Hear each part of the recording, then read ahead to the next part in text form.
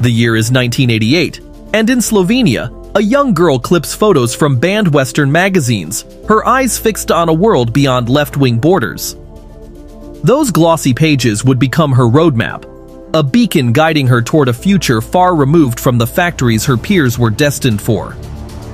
She dreamed of a life beyond continents and social classes, a life where beauty was more than just a fleeting asset. Milan taught her how to walk runways, but more importantly, how to navigate a world where beauty alone wasn't enough. Paris showed her the difference between glamour and true sophistication. By the time she reached New York, she had transformed from Melania Trump to Melania Trump, her youthful dreams crystallizing into a blueprint for success. Fast forward to 2024, and that same girl now moves through a world where Air Force One is her usual mode of transport, and the most exclusive dinners are just another Tuesday night. Today we explore how Melania Trump's journey from a small-town girl to billionaire president's wife transcends the typical rags-to-riches tale. This is the story of a woman who turned modeling contracts into business empires, fashion spreads into political influence, and perceived silence into quiet power.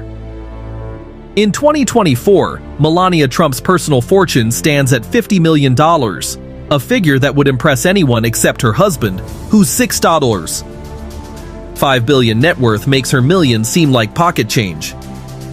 Her wealth, however, is no accident. It's the result of a calculated career path that began in front of cameras for Vogue, Vanity Fair, and GQ, then expanded into selling jewelry on QVC and convincing affluent women that caviar belonged on their faces rather than their plates. These ventures, though now dormant, proved far more lucrative than the typical modeling side hustle. Today, Melania's personal assets read like a dictionary entry for luxury. The crown jewel is her $3 million engagement ring, featuring a 25-carat diamond so large it likely has its own gravitational pull. Her jewelry collection could make Cartier's display cases look understocked, and her Vacheron Constantin watch costs more than most people spend on their cars and homes combined. When combined with Donald's assets, the numbers become staggering. Mar-a-Lago, their Florida home and members club, raked in $56 million last year alone, proving that charging exorbitant prices for dinner doesn't deter the wealthy. Their golf empire, including the Trump National Doral, which pulled in $160 million, shows that golf can indeed be profitable, just not for most of us. The Bedminster Club added another $37 million to the family coffers.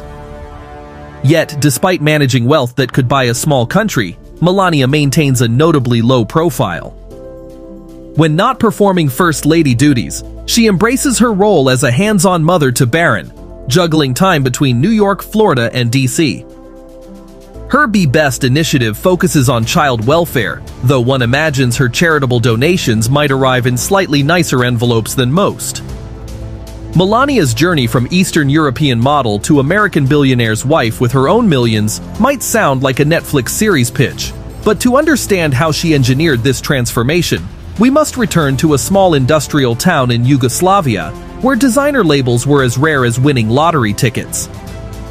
In 1970, as the industrial town of Sevnica stirred to life under Yugoslavia's faltering communist rule, Melania Trump was born into a world of modest possibilities. Her surname, of German origin, had evolved into its Slavic variant, Knavs, through generations of Central European migration and cultural blending. Her father, Victor, began his working life as a chauffeur before transitioning to a traveling salesman for a state-owned car company.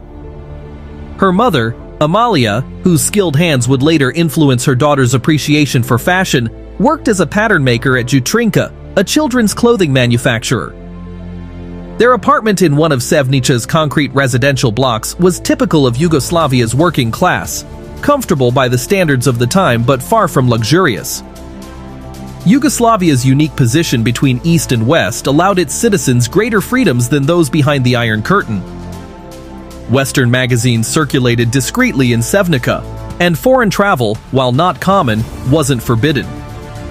Young Melania absorbed these influences, developing an early fascination with the fashion magazines her mother brought home from work. In school, Melania distinguished herself through determination rather than privilege.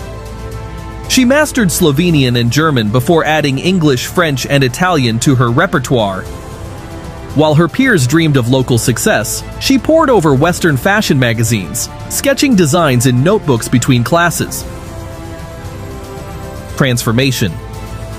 The capital city, with its mix of socialist architecture and Baroque splendor, offered glimpses of the Western world she yearned to join. Her natural height and striking looks caught attention, most notably from photographer Stane Jurko, who spotted the teenager on the street and recognized her potential. As the 1980s drew to a close and Yugoslavia began its gradual dissolution, Melania's path diverged from her peers. While they prepared for conventional careers in Sevnica's factories and offices, she began appearing in local fashion shows and building a modest portfolio. The concrete buildings of her childhood began to feel like constraints rather than homes. But the leap from Ljubljana's small modeling scene to international fashion required more than just ambition. It demanded a complete reinvention. At 16, Melania's first modeling assignments in Slovenia marked the beginning of a meteoric rise through fashion's competitive ranks. By 18, she had signed with a Milan agency, transforming herself from Melania of Sevnica to Melania of the international runway. The early 1990s saw her building a solid reputation across Europe. She shared cramped Milan apartments with other aspiring models, while learning the business side of the industry, negotiating rates, managing her schedule, and navigating the complex politics of casting calls. Her work ethic set her apart from peers who relied solely on looks, leading to steady commercial work in both Milan and Paris. It was in Paris that a pivotal connection emerged. Paolo Zampoli, co-owner of Metropolitan Models, saw potential beyond her portfolio shots.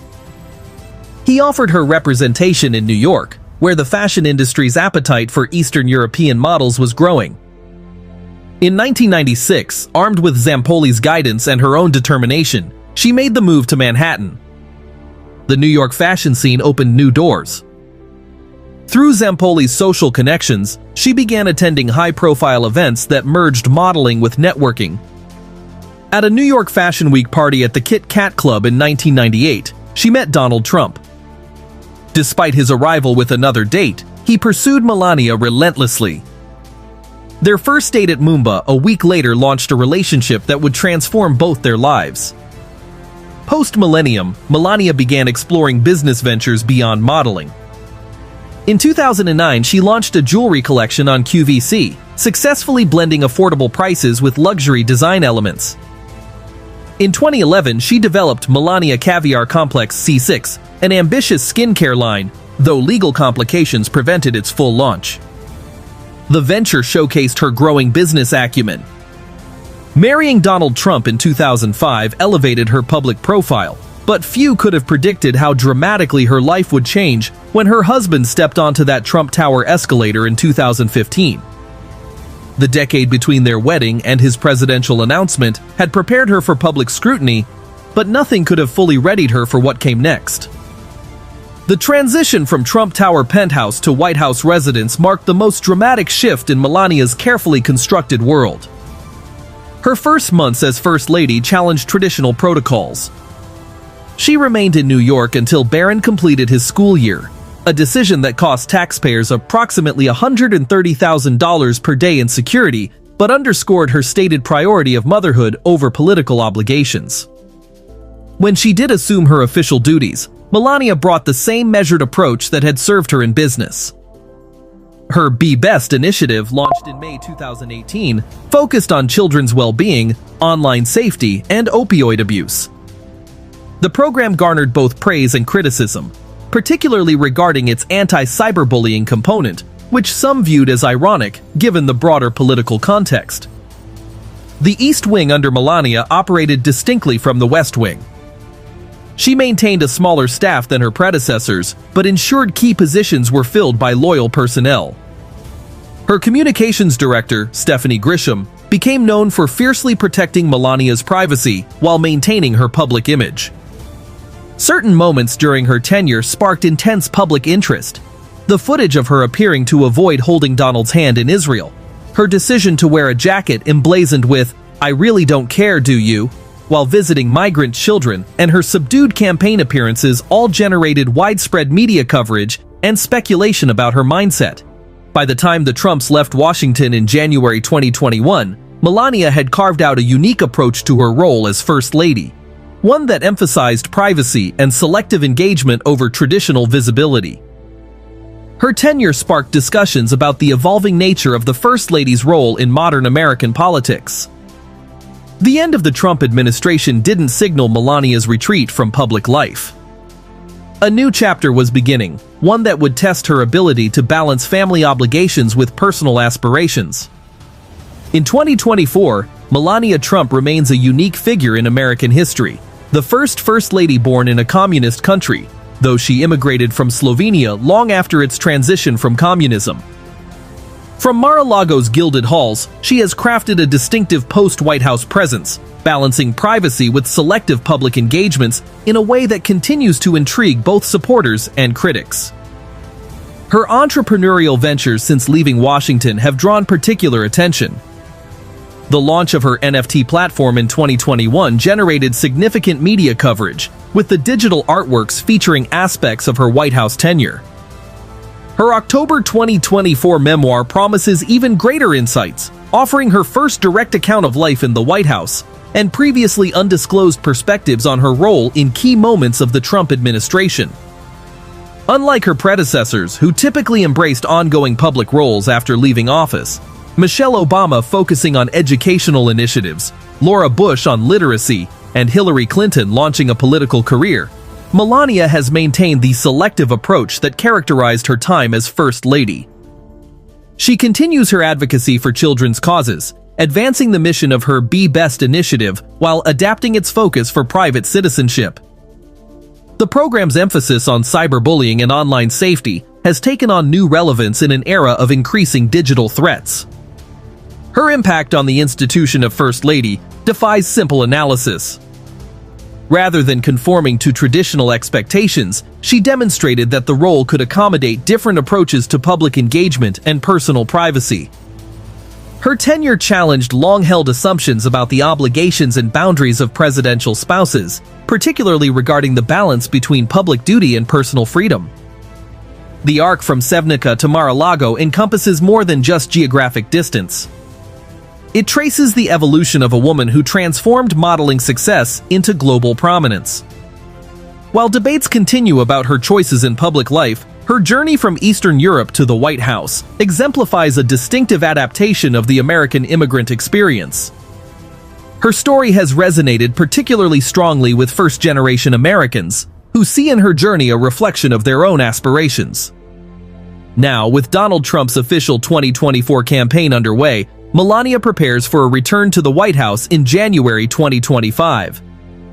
Her second chapter as First Lady will test whether her unique approach to the role can evolve while maintaining the independence that has defined her public life. The coming years will determine whether her legacy represents a lasting shift in how future First Ladies approach this highly visible role.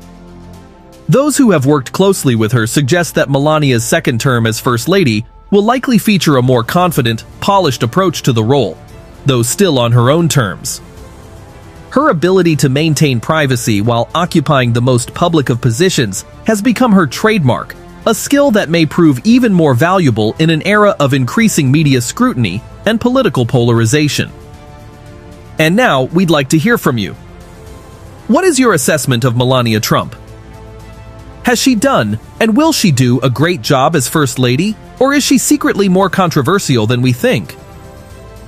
Let us know your thoughts below. With that said, thank you for joining us for another tale of old money, luxury, and legacy. Until next time.